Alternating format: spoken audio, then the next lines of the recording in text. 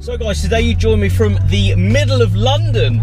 I'm actually up here shooting a couple of cars, getting a couple of cars on the channel for you guys. Now I wanted to do a one take as I'm sort of stuck in traffic trying to get to where I need to be. I'm actually going to meet Boosted. If anybody doesn't know who Boosted is, go and head over and check out his channel right now. He does some awesome car related stuff.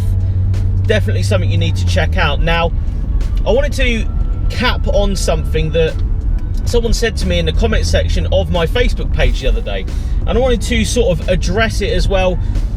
With this being one takes, I wanted it to be, there's MI5. Is that MI5? Someone tell me if that's MI5. It looks like MI5. Yeah, I don't know where I am in London. I'm just sort of following my my sat nav at the moment. But someone wanted me to address the show scene. Now the show scene meaning that, what do I think about it? What do I think's happening with it at the moment? And my personal opinion is, yes, I agreed with the guy that sort of said the comments. He was saying, you know, there's a lot of generic builds at the moment. If it's wrapped and on air ride with a certain set of wheels, then that is a build these days. And yeah, if I'm honest, I get that that's what's happening with the scene. That's a very generic thing to do with your car. I do see it a lot. I see, you know, many same colours, same wheels, same air ride, and I don't slate that because I get it. I myself used to be heavily into the dub scene. I've had a set of Rotiforms on a Mark V. I've retrimmed the interior, all that sort of good stuff. I've been there and done it. I sort of came away from it though myself because I was fitting in and I didn't really want to. And I think that's what it is. It's a sense of fitting in. Maybe that's what it is, you know, that's just my personal perspective of it. I never really wanted to do the same sort of cars up as other people did. I always wanted something different, something that was sort of my own, you know, not to prove a point to anyone, but to prove a point to myself that that was my car. It couldn't have sort of been blended in. And obviously going from a Mark V Golf to a 1966 Cadillac is a massive jump in, you know, the same sort of, you know, stancy air ride, don't get me wrong, but it's the hot rod era and it's the cool factors that went sort of with it. I, you know, I'm still heavily into, you know, dubs and air ride and all this business, but for me personally, I, you know, wanted to break away from it really because I saw a lot of the same sort of builds that I was trying to build, and I didn't really want that. I didn't want to spend all this time and money to be blending in with other people, to have like a row of cars being identical to each other. And I did make that mistake. I did it. You know, it wasn't a mistake, I'd say, but it was something that I didn't really notice until I went to my first show with it all sort of kitted up and you know, the retrim in there and the wheels on it, and I was like, oh, they've got the same wheels, they've got the same interior, oh, same, and I was like, do you know, I want something for myself that isn't the same as everyone else. And that's how I bought the Cadillac. That's what sort of happened. I was like, right, what do I really want? I'm not trying to prove to anyone, you know, stancing, all this sort of business, but that's my personal sort of opinion from going through that sort of motion of modifying a car.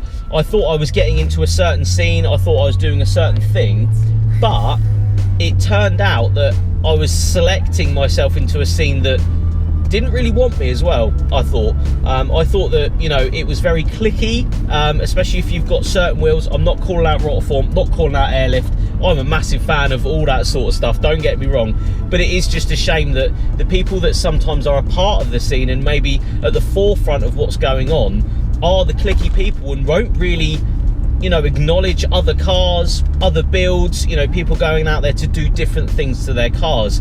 And that is part of what it's all about, modifying a car in your way. Don't follow the crowd, don't, you know, do the same as everyone else. Go and do something different, go and do something stupid in theory, go and do something that will be your own car, so you can look in a car park and say, yeah, that's my car there because it looks a certain way. A lot of people get very hung up on trying to not be accepted, but yeah, be accepted into the modifying, you know, realms of stuff. And of course, all of you know that I've just done a video on a Honda Civic with hydros and Lambo doors, and that shouldn't have worked. It shouldn't have had the views that it gets because people aren't into that. They're not doing that anymore. But it was something so different, and I thought, do you know what, we need to video this, we need to go and show people that this is still around, these cars still exist. And you guys responded, and so did the internet, with such a positive sort of outlook on the modifying scene, and I sort of wanted to push that a little bit.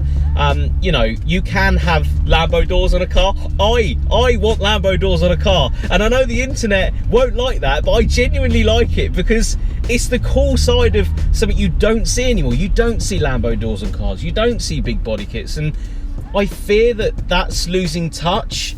You should be able to do what you want with your car. Lambo doors, big body kits, anything, you know, that's, to me, cool.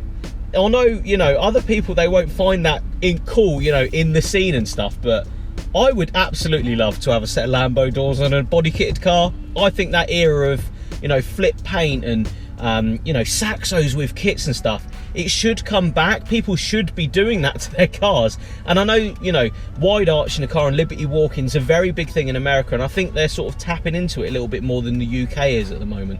But that's my opinion, obviously. But I think that's something that everyone could get on board with, is the different side. You want to be different. You don't want to follow a scene. You know, yeah, I did it. You know, I'm going to hold my hands up and say I wanted to be part of, you know, not necessarily the scene, but have a certain look on my car. And then it came to the conclusion at the end of it, where I was like, I like the car myself, but why am I doing this to prove it to other people? And I do see it a lot. I've, you know, met people that are so hung up on trying to prove to a certain car scene or a certain car show to get a little trophy at the end of it. They've spent all of this money, not for themselves, but for that little trophy. And I am still at the point of why have you sort of, I get the sense of achievement and the sense of that you've done that for yourself. But if you're really hung up on a trophy or being fitting in, you know, with a certain car scene, I don't know, I just can't see it. I want to be the guy that pulls up to a car meet with that, the only car, the only one, like, that's got the only modifications that look like that. And that's my sort of take on the whole car scene. There isn't enough of that. I do get, you know, emails, messages and stuff from people that have different cars, and that is awesome, and I love to see a massive variety, especially on my channel. I love the variety, but I do then go to a show and see the same cars with the same stuff, one after the other, and it's not me slating those people. I'm not slating you for doing that. Hats off to you for going building a car regardless. It's just, if you're doing it for other people or other people's acceptance, please don't, because they just will not agree with it. Even if you have the identical car with the same mods, it will still be frowned upon that it's not that car. It's not that certain car with the certain wheels and certain this. And I fear that people go to work to buy really expensive wheels to then be knocked down a bit when they get to a car show, because the wheels are already there. People have already got sponsored. They've already done this, already done that. And I hate to see people work really, really hard, go to jobs they hate, for them to be like sort of dreams crushed when they get to a show because they didn't win a little trophy. Like, you should be going for yourself, not for anyone else. And again, I try not to rant in these one takes. It's me just sort of explaining my feelings towards a certain topic. The car scene is massive. It's so diverse. I love every single build. I love that people are building their cars still these days. It's such a nice, refreshing thing to see each and every person's car, regardless if it's a 1 litre Fiesta to, you know, whatever with big brake, it doesn't matter to me. I want to see people going out there and sort of enjoying their cars and enjoying modifying it in any sort of sense they want to. Oh, that's a cool car.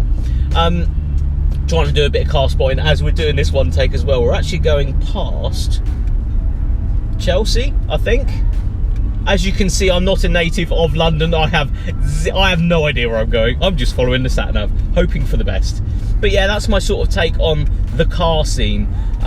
It's not me ranting about certain people or anything. I don't really care enough to rant about people that are doing certain things. I just want people to be aware that, you know, from my point of view, go and do what you want. Any colour, any build, anything, Go and buy your dream car, do your dream build. That's what I did with the Cadillac. I sat there and went, right, what do I actually want? C63 there, that's nice. Yeah, I sort of sat there and went, right, what do I actually want? What do I actually want to build? and you know, out of the other side, here comes the undercover policeman. Out of the other side, I was able to sort of be able to build in a sense, but own a car that I'd lusted for, and I was able to take to car shows, and I got the praise of just driving a 7-litre Cadillac there. And it wasn't about that praise, it was about just taking that car there and being like, yeah, I wanted to do something different. I wanted a classic. I wanted to, you know, show off a different side of modifying. And I think I sort of cracked that, but I didn't do it for that reason. I did it for my own personal gain. I wanted to be, you know, content with the car that was sat on the driveway, content with the car that I was putting all this money and effort and work into, to then show off and be like, yeah, this is the only one. This is, you know, this is my car. You can sense that this is my car straight away. And I love that. I again love that car, and it's actually a year, a couple of days ago since I'd actually sold that car. So if you're an OG to the channel, remember that car, huge shout out to you. But yeah, I mean, you know, life goes on. I had to sell it for, you know, personal reasons. Can't really have a 7-litre Cadillac while I'm trying to build a business. And I think everyone sort of, you know, got the gist of that. It's something that I'm definitely going to get back into. I want to, you know, build the MX-5. Don't get me wrong, it's nothing different, blah, blah, blah, but I want it to be a little bit different. I want to personally be able to drive that car and then take it to a show. I want to go and abuse it and then take it to a show. That's the big idea. And then, yeah, I want to build another car. I want to build another classic. I want to, you know, get another daily that does this and does that. You know, I want to do so many things, especially with the channel as well, and sort of expose different parts of the modifying. Oh, McLaren, very nice. You know, expose different parts of the modifying scene, and that's why I sort of went down the budget build MX-5 route this time. After, you know, going to the dub scene, going to the Jap scene with the S13, and then going to like the American sort of stanced out scene, because I want to cover every sort of scene. I would genuinely like to have a VW on air ride as a daily driver, just to take shows and do some pottering around in, but you know, it's not really dailyable having wheels like this and stuff.